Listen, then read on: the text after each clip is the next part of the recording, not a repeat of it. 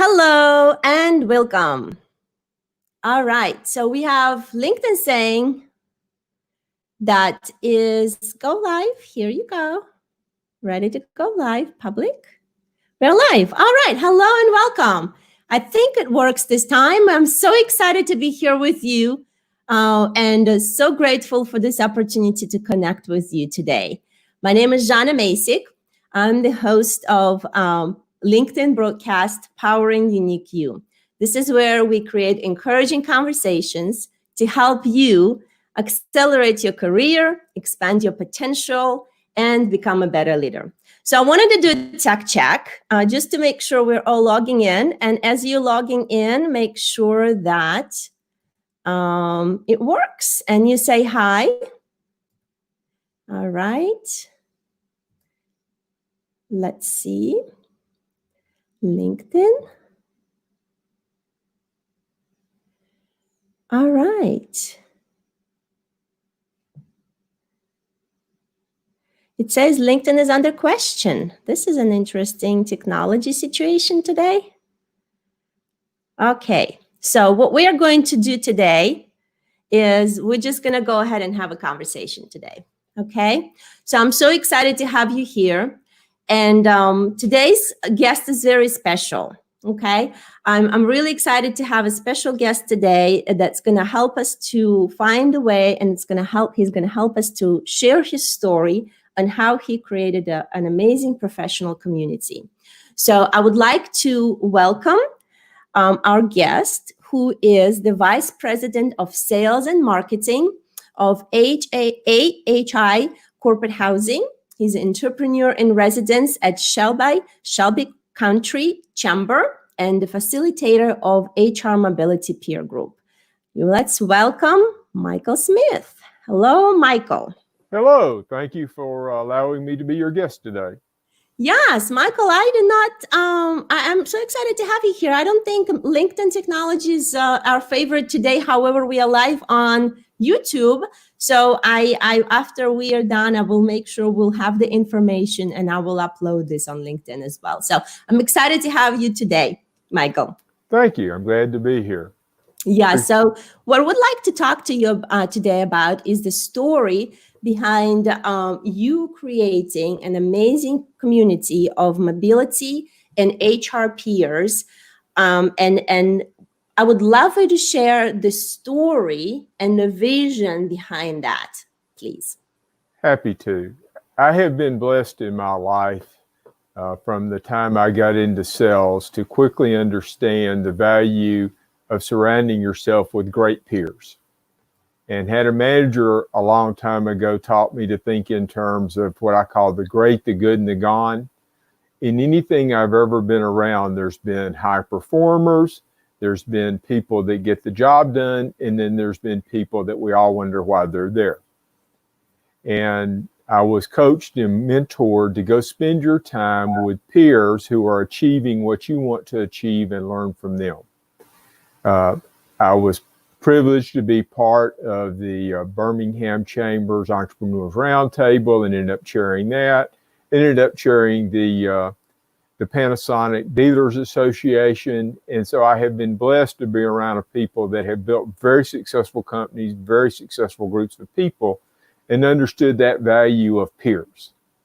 I've also been that person on both sides. It's been the salesperson walking into the room looking for a prospect, as well as the prospect the salespeople are walking into the room looking for. So with that background, when I started going to the regional ERC meetings, as well as the state SHRM conferences, I would run into people thinking that all these HR people, all the mobility people, when I started in this industry 3 years ago, that y'all all knew each other, that you got to talk, that you got to hang out, that you got to share best practices, because it was just amazing to me when I would talk to y'all what I would learn. Well, when I started asking around, I started finding out that that really wasn't happening. There wasn't really a forum where people were going back and forth. And I thought, wait a minute, I have been parts of peer groups, I have built peer groups, this is something I can help create. So that's kind of, the initial, what the thought process was. I came into this industry 3 years ago, quite frankly, as an outsider. I didn't grow up in this business. I grew up in the office automation industry. So when I came into this, I have no content, I have no knowledge, I have no contacts, I had no agenda. So it kind of put me in a unique position that I didn't know anybody. I was just in there meeting people, and I realized that when I met you, and then I would go to the Cincinnati, I'd go to the Kentucky SHRM conference, or I'd go to the Cincinnati Regional ERC conference, and I would meet your peers. That about 2 years ago, I said, hey, I can set up a once a month conference call, and I can invite y'all to talk to each other, and I'm happy to facilitate it. I have nothing to bring to the table other than the facilitation. So that was how it all got started. You and I have talked about this a lot. And, my original vision was if I had 50 HR people that wanted to get involved, that would be amazing. I was telling them, look, my goal is to get 50 or 100 y'all together. Then I'm going to birth the baby, turn it over to y'all, and move on. Well, it went a little different path. Yes, I like that. I like that, Michael. So, and I also love your story coming from outside of the industry. I believe this also equipped you with some of the innovative approach. Sometimes I feel most of the innovators, they come and in a way, disrupt things where people that have been maybe for many years, they settle into things. So I feel that you're coming in from a different industry, from a different place, have different type of overview, have given you this opportunity to see there is a gap. There is not in a community of HR speaking between HR, mobility, speaking between mobility, and mobility people speaking to HR people. Because as you and I know, there's some companies, and we've talked about this as well, some companies, there may be just one person, right? If it's a smaller size of a company, smaller business, it's one person in HR that does everything. And share a little bit about how you came across that. Yeah. One of the things, I have a history in my business life of going to the Alabama, Georgia, Kentucky, Oklahoma, multiple SHRM conferences. And never really, before I got into this industry, paid attention to the fact that mobility and moving people and relocating people, how important it was. Although one of the things every C-suite group I've been in, been a part of, we always talked about three things: finding and keeping great people, getting them where we needed them when we needed them, how to get and keep great customers, how to grow revenue and cut costs. Every conversation around every table ended up being those three subjects. And more the conversation became about how to find great people, how to keep great people, how to, get them where you needed them when you needed them. I never really thought in terms of it a relocation and mobility. We just thought about it in terms of, I need these players here when I need them, right? And we also understood more and more the concept of career paths, and that if you're not creating, especially with some of the generations today, if you're not giving your great people a path that they see, I'm going to pay my dues, and once I've paid my dues, I'm going from here to here, there's going to be somebody else whispering in their ear, I love you more than Jana does. And I've got this career path for you, and I'm going to create opportunities, right? So we'd go to the SHRM conferences. I'd be in the booth. People would come by with AHI. I talked to them about their housing needs. Do you bring people in for training? Do you bring people? Do you relocate people? Do you move people? Do you have new hires? And what I would hear a lot of times at those is, well, we only move 5 to 10 people a year. Well, what I quickly figured out when I started asking questions, those people that are moving 5 to 10 people a year and are the ones I call the slasher, meaning it's HR/talent acquisition /diversity/benefit/rewards, right? That those 5 or 10 people they're moving are executives or managers or C-suiters. Yes. And so I'm looking at them going, okay, it's great you give them money. It's great you do, but you've got to create an experience. We're all judged today on the experience we create for our people, Yes. especially those new hires. Right? So what is the Yes. experience you're creating? And when you're looking at them and going, I love you to death. I'm thrilled that you're part of the team. Hey, hope you get to Cincinnati okay. So when I would look at them and say, okay, who are you talking to? Because quite frankly, at most of the SHRM conferences, I didn't see any breakout session on mobility or relocation, right? It may get wedged into benefits, and you can correct me if you've seen it differently. It may get but it really wasn't a topic, right? Mm-hmm. And I would meet incredible people like you at the mobility space, and I would say, hey, do you know Jana? I bet if you picked up the phone and called Jana and said, look, I'm only doing this 10 times a year, but those 10 better be right, that she could bring so much value to your conversation. And so that's what ended up happening is I realized, hey, wait a minute, where could you have somewhere that the mobility, relocation, the HR slasher, that this is one of the 10 things that they're doing, that the people that run the rewards program, the people that run, all those people that are involved in finding great talent, keeping great talent, and getting that great talent where you need it, when you need it, whether you've got 100 employees or 100,000, what value would it have to them if they were able to have conversations and know each other and be able to email and pick up the phone? Yes. I love the vision. I love also, I really admire how you come and you have an eye, you have almost that insight, a way of seeing the problem and the need, underneath the surface. So there is this surface conversation, and HR is a huge, there's many different disciplines that fall into that. And as you say, those slashers or 10 hat wearers, sometimes that relocation and mobility pieces is not really the hat on their plate until it happens, until you have to move your new CEO or new controller, sometimes from overseas. And that's where those resources, those relationships are coming so important. And what I admire for you specifically is you created something special of not advertising, let's say, your services, but just giving a platform for that collaboration. So you saw the need, you saw the problem, and you said, I want to be the one to create the platform for collaboration, that the people that you serve and your company serve in one aspect, those people can come together and they can actually benefit from me, facilitate their own conversations. So tell me a little bit about how it all come together. Now you had that vision, you saw the need, you saw the problem, and then what were the steps for you to actually making it happen?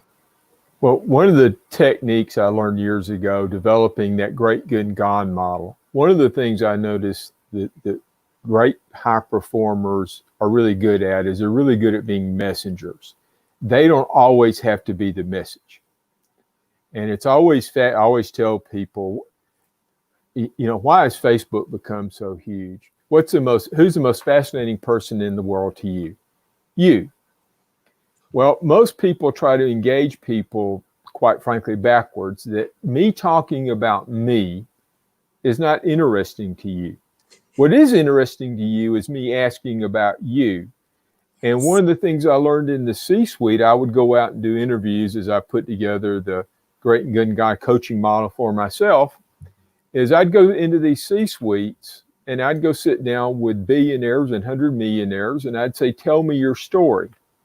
And they'd start talking a little bit and I'd keep asking, and all of a sudden I'd see that light bulb go off in their mind that, wait a minute, he actually wants to hear my story. And then an hour and a half later, I would still be sitting there listening to incredible things, because most people, do you love to tell your story? Sure. Yes. right? Everybody How did loves to tell Facebook their become a stories. billion? We all loved it. Why don't we Yes. tell our story? Because we know most people don't care about our story, they care about their story. Yes. And so once you develop that messenger mentality, and that's what I did, I went out to people as a messenger and said, look, I have nothing to bring to the table here except to help you connect to Jack and Vinny and Jana and all these people you know. And so that once a month, and as you know now, I had two rules: no vendors, right? No vendors and no monetization. That's been the rule from day one. There's never going to be any monetization, no sponsorships, no selling of anything, none of that, and no vendors. So you have a trust-based relationship, right? That you know it's only your peers in the community, and I play sergeant at arms because somebody's got to. So that's been the only two rules. And again, I thought, well, if I could help 50 people connect to their peers and have an ongoing conversation with their peers outside of anything else, then I've done my job as a messenger. Well, my personality was such that once I got to 50, I thought, 60 would really be interesting. And then you've seen the way it's grown. I thought, well, I like the 100. way you go. 100 would be really cool, because then I'm bringing in more. Because again, it is one of those things that one of the books I read and loved was All of Us Are Smarter Than Any One of Us. And so what I kept seeing is, and as you see, one of the hallmarks is people send me a question, I share it to the community, I include your email, because I really want them having the ability to respond directly back to you, to build a network with you, so that you're engaged with people you wouldn't have met outside of the community, right? Now that's a messenger. My message is, I want to help you. What Zig Ziglar, I always tell people, I'm not real good at creating. I'm real good at hearing a good idea and go, ooh, let's go apply that. What did Zig Ziglar say all those years ago? If you help enough people in this life get what they want, you're going to get what you want. So as long as you put other people first in everything you do, and ask yourself constantly, if I was Jana, how would I want to be treated? Mm-hmm. That's what makes the difference. So it's, that when I teach the classes at the colleges and things, I always start off with this. I think achieving greatness is simple. It just isn't easy. Mm-hmm. I always kid people in HR. To me, the greatest HR manual ever written was the 10 Commandments. And they were able to write it on a piece of rock. There's only 10 of them. It's easy to read.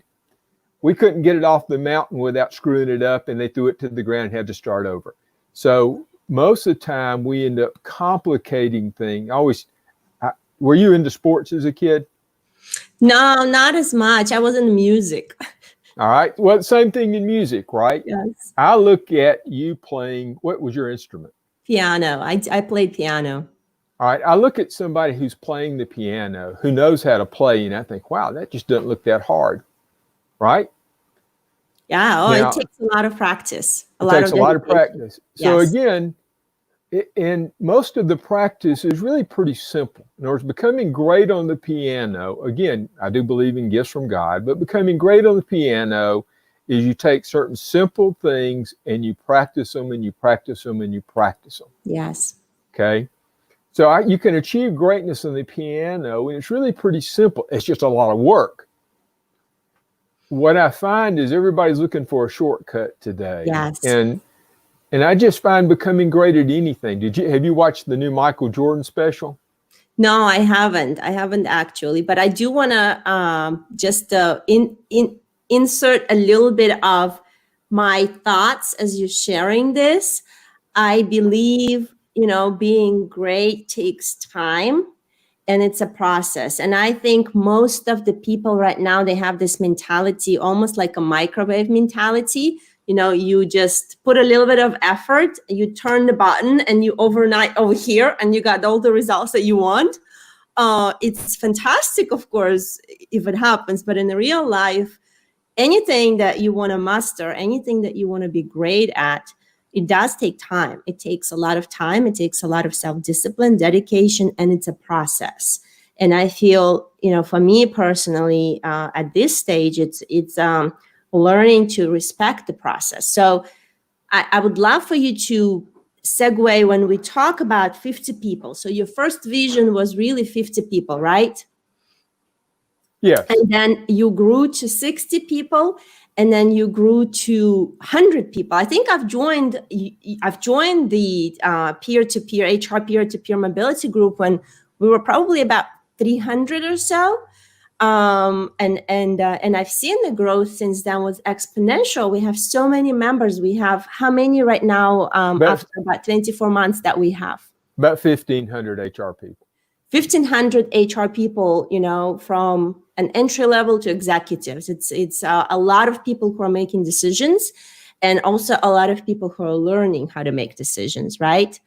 So what is some of the feedback that you've received from the members, Michael? I'm really interested to learn that.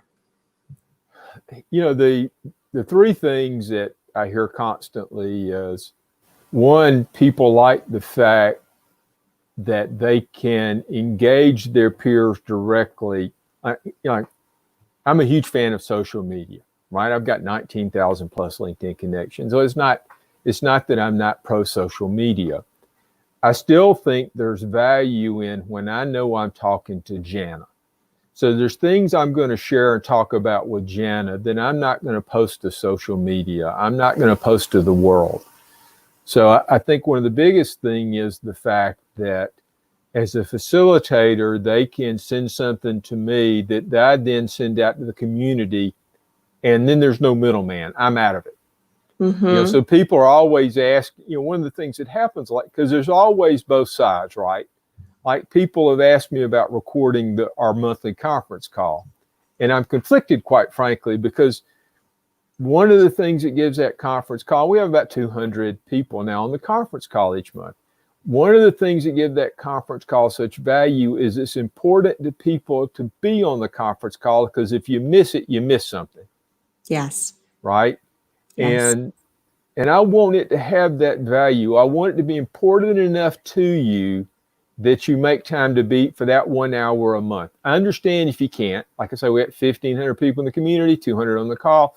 I'm good with that. But because what happens on the call is Jana will say something, and then I will hear light bulbs go off on the phone. I'll hear other people jump in. I'll hear other things.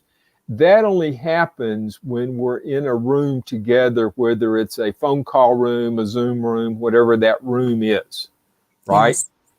And so if all of a sudden it becomes, well, will you record it? I can't make it, and I'll listen to it later. I think we're going to have some people then that don't change some schedules to be on the call that we really would have liked to have had on the call.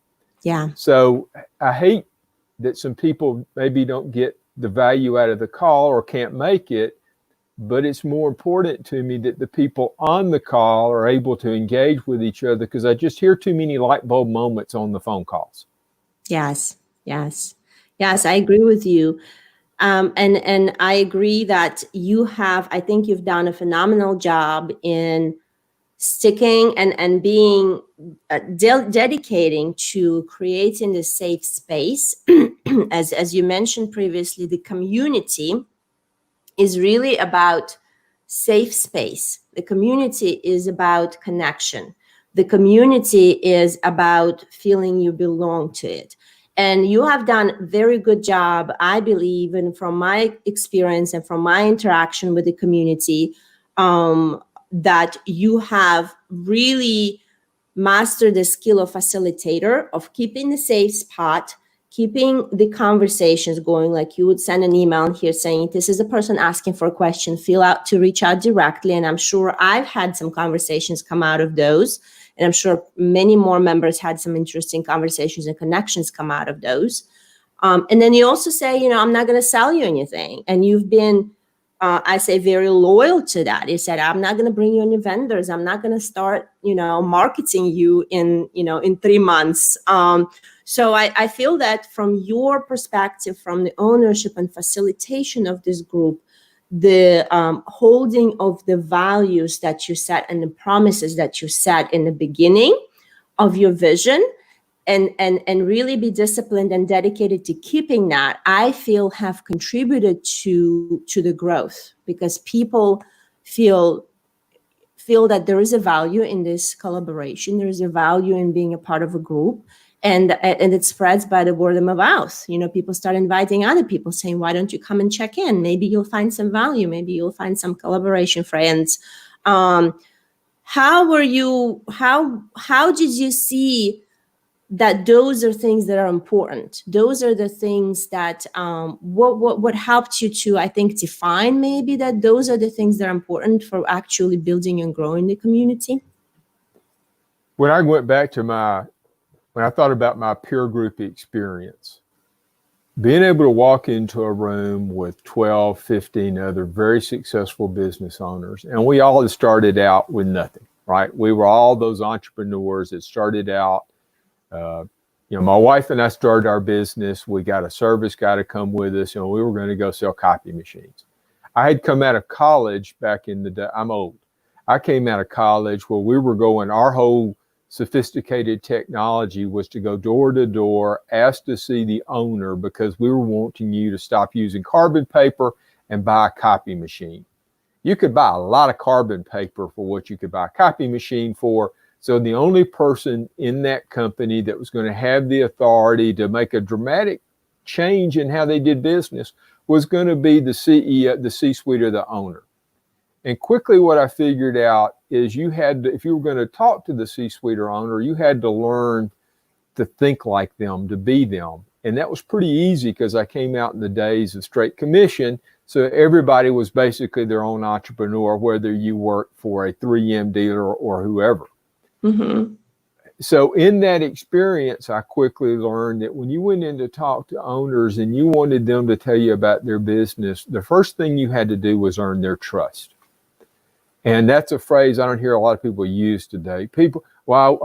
You earn trust, you earn respect, you earn greatness, you earn things, right? There are dues to be paid anywhere in life. Anything worth earning has got to be worked for, right?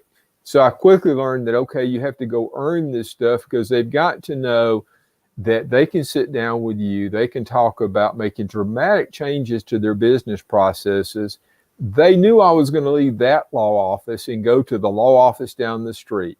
If they ever thought that I was going to leave their office and go tell another firm how they did business, I would have never gotten back to see them again. And same thing I learned in my other peer groups, that, okay, what brought value? The only time they had value is when we look around that table and know we could talk about a problem somebody was having with their comptroller, mm-hmm. and have really open and honest conversations with each other about, okay, has anybody else ever had an employee steal from them? Has anybody else tried to recruit employees from their competitor? Has anybody, mm-hmm. the kind of conversations that you're only going to have with people you trust. And having that personally, I knew that was good. And again, because I could see the look in the eyes the first time I approached people and said, hey, I'm thinking about creating this. Would you be interested? Okay. And it's going to be vendor free. I saw that look in their eyes like, yeah, but you're a vendor. Right. And I went, okay, yeah, I may be. But in this role, I have been blessed that AHI Corporate Housing has supported me, has said, go do this, because people are not dollar signs. They're people. Our clients are more important to us than a dollar. And so I have been blessed to be with a company that said, yeah, we get this. And understanding that today we are all graded on the experiences we create. Yes. Right? As a corporate housing company, it may be important, the pictures we have on the wall. It may be important that we have a Keurig coffee maker. But it is that feeling, that the experience. How easy was it to get moved in? Did I feel comfortable in the community? Did I feel welcome? Right? I'm going through a traumatic thing. I'm walking into this place with me, my family, my dog. We're going to be here 1 month or 2 months. This is our whole introduction to a whole new town. And the office is sitting there wanting me to come into work, not to spend 2 or 3 weeks getting acclimated to the community. So I'm dropping in, dropping my suitcases, dropping off my family, dropping off my pet, and I'm going to the office. Yeah. Right. And I'm probably working 10 or 12-hour days those first few weeks. You've been there. Yeah. You're working those 10 or 12-hour days because you're trying to get on the ground running.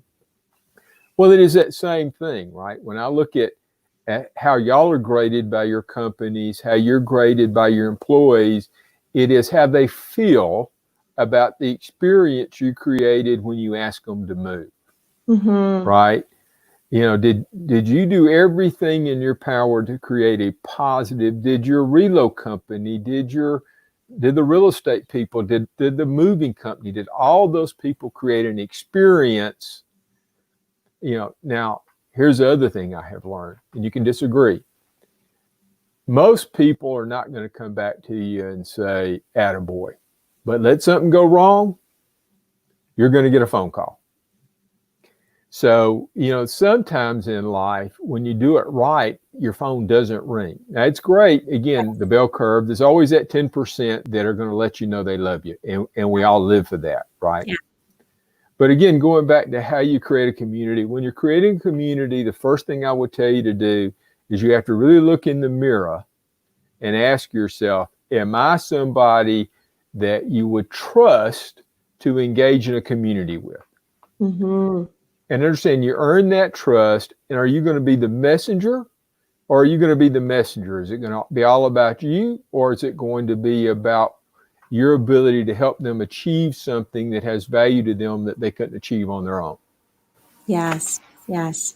Well, I love our conversation. I do believe you have portrayed very beautifully some hidden concepts that are so important, not just for growing the community, the professional community, but also for overall success in life and in career. So those seem to be basic, but yet they still require some work on. And you've mentioned on that anything that you want to excel and be great at require work, right? Require dedication. So it's being dedicated. Then in addition to that, there is a trust factor.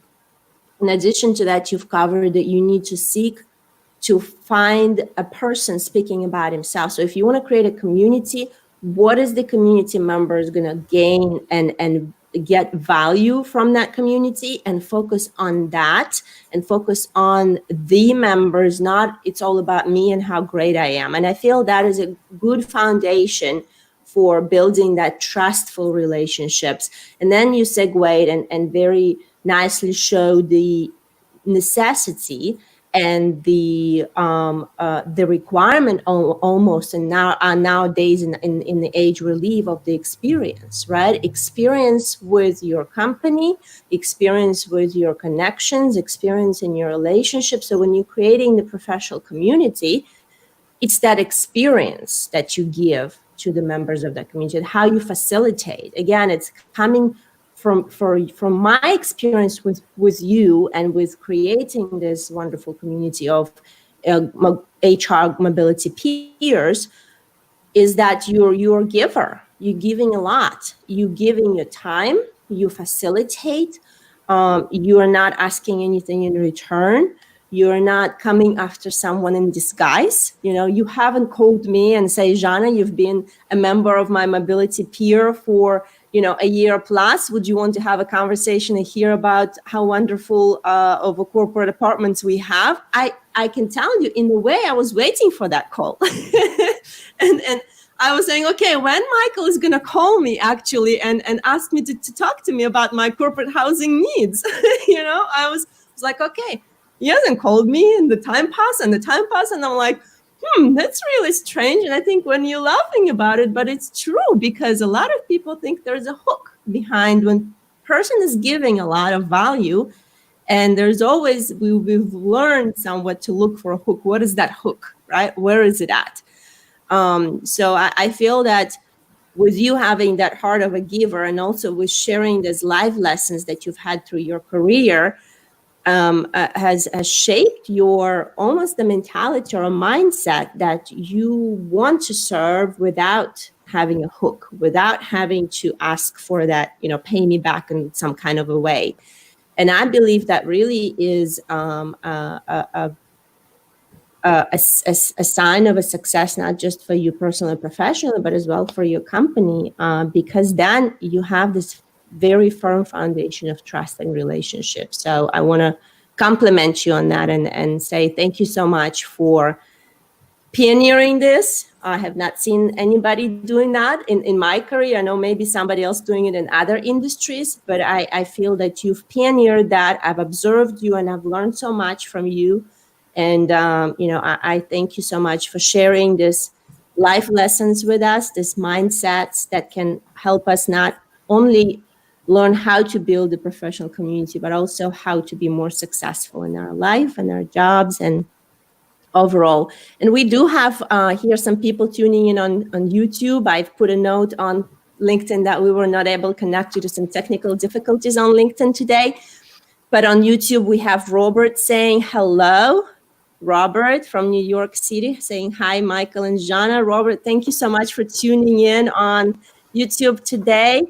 And we have Francine saying hi from St. Louis. So good to have you, Francine. Thank you so much for tuning in. So yes, we just find a way how to make things happen.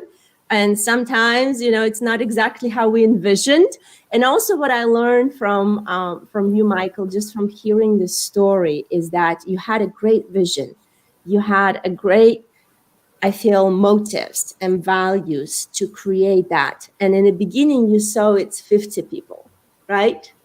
And then it grew in just like a month short. It grew exponential, and it's still growing. It's growing at a great rate. I see people coming in, new people coming in all the time. Did it teach you some kind of lesson? What did it teach you to see that you've seen it this way and it really expanded?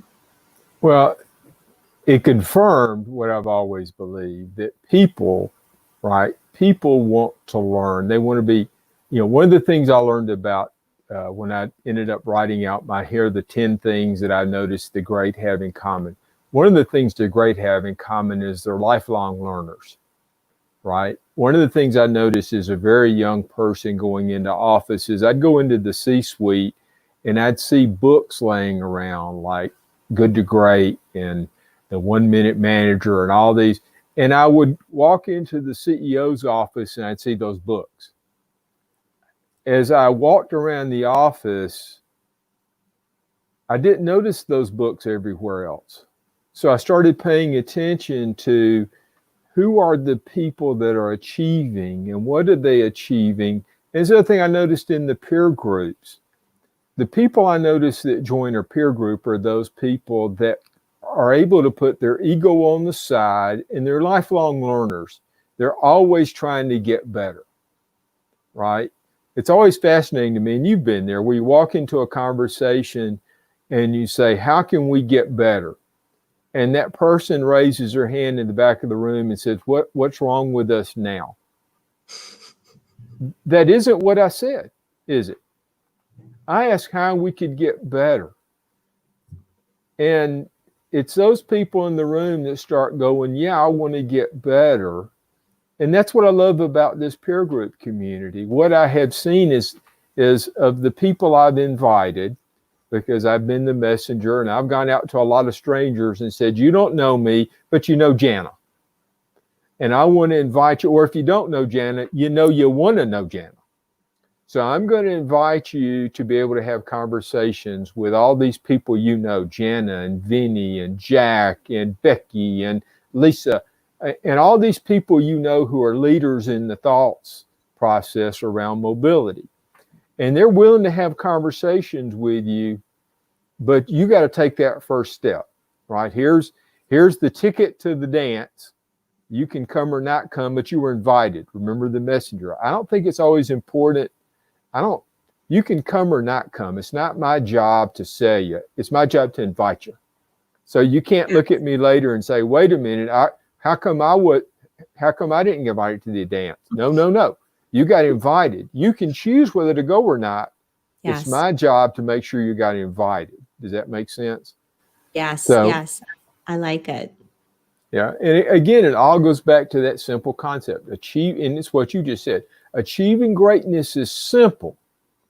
It just isn't easy. So when you go out to build a community, if like one of the number one trait I notice in entrepreneurs, and you and I talked about this the other day, is entrepreneurs typically that person that people are standing around talking and they'll say, somebody ought to do X.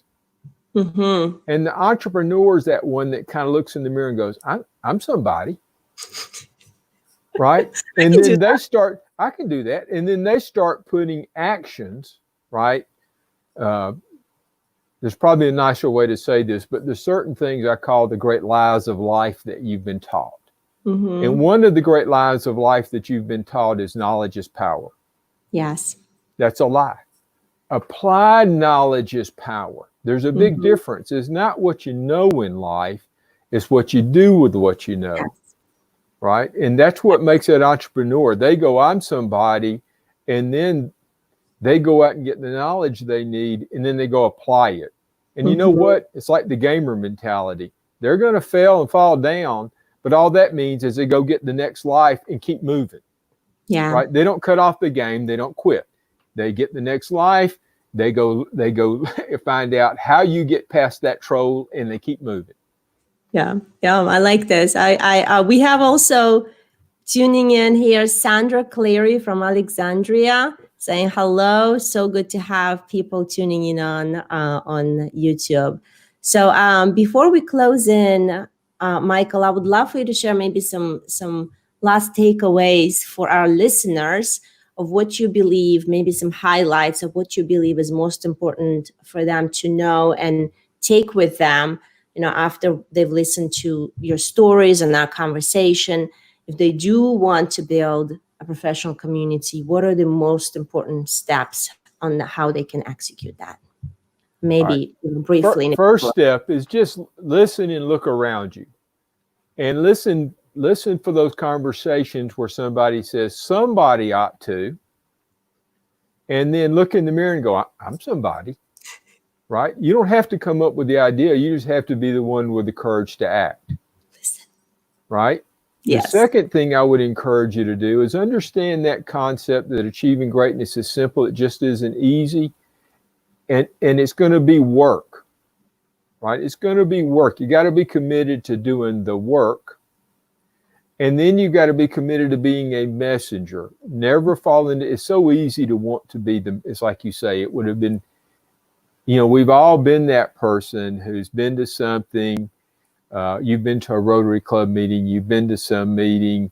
Somebody comes up to be your friend. They chat with you, and 2 days later, you get a phone call or email where they're trying to sell you something. Right? So it was never about a relationship. They saw you as a dollar sign. So you've got to be willing, if you're going to build a community, to understand I'm committed to truly bringing the messenger, to truly bringing value, to building trust, to building respect. I want to earn those things, and I'm going to resist the temptation. Right? And understand you're going to get tested every now and then. There's a question about corporate housing in the community, and I have to look at the desk. I have to stare out the window. I have to close my ears, because obviously it would be very easy for me to engage. Yes. I figure at least about every 3 months y'all are testing me just to see, you're throwing the meat in the cage with the tiger just to see if you can get me to bite. Then I also put together, we've gotten big enough now, I've got some managers and an accountability team that I'm always telling them, okay, y'all need to hold me accountable. If I ever violate anything that I say I stand for, I need somebody to look at me and go, hey, I respect that. I want to be held accountable, right? So As you build anything, make sure you have an accountability team, some people that are not only going to be your advisors, but they're going to look at you and say, hey, they're not there to tell you what you want to hear. They're there to tell you what you need to hear. So, be the somebody, listen to the people around you, understand that you're going to put in the work, stay true to the message, Yes. and then stay at it. And then understand that the value of our community today isn't me, is that they look at you and they look at the people in that community and they go, yes, I would love to be in conversations with these people. I would like to learn from these people. And then get out of their way and let them learn. Yes, these are really golden nuggets, Michael. Thank you so much for sharing your wisdom, your experiences, your story. I personally have learned so much from our previous conversation and from this conversation, and just from observing how you stay true to your word and how you manage the community and facilitate the community. You invite members to participate, you invite members to take ownership. I want to compliment you once again on what you have created. It's admirable. Thank you. I also want to thank you so much for taking your time to coming in and sharing your wisdom with us today. Well, I'm honored to be here. Again, you're one of those people that had that I'm somebody moment and decided to start something. And I'm so proud to know you, and I'm encouraged to see you do this, because it's always exciting to see people to have the courage to say, I'm somebody, I'm going to go do this. There's going to be technical glitches. There's going to be challenges. It doesn't matter, right? It doesn't matter. You still go achieve. Congratulations. Wow, thank you so much. I appreciate it. And yeah, sometimes the technical difficulties or some things, when they don't go, we see them go this way and they crumble.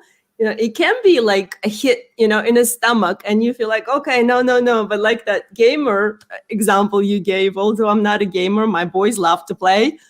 It was like, I'm going to get up and go after it. I'm going to still do it. So I like this analogy to say that keep pushing through the challenges, the difficulties. And although we are not able to go live today on LinkedIn, we still make it happen. We still had a fabulous conversation. We had some people tuning in on YouTube, and we'll upload that on LinkedIn as well. Well, thank you again so much, Michael. I appreciate you joining today. Thank you. Have a great day. You too. And I am so encouraged, and I thank you for joining in today. I believe that by sharing our life lessons, by sharing our stories and experiences, we can encourage each other to achieve. We can encourage each other to keep going, and we can help each other feel more empowered and connected. So I'm honored to be here with you, and I see you next time.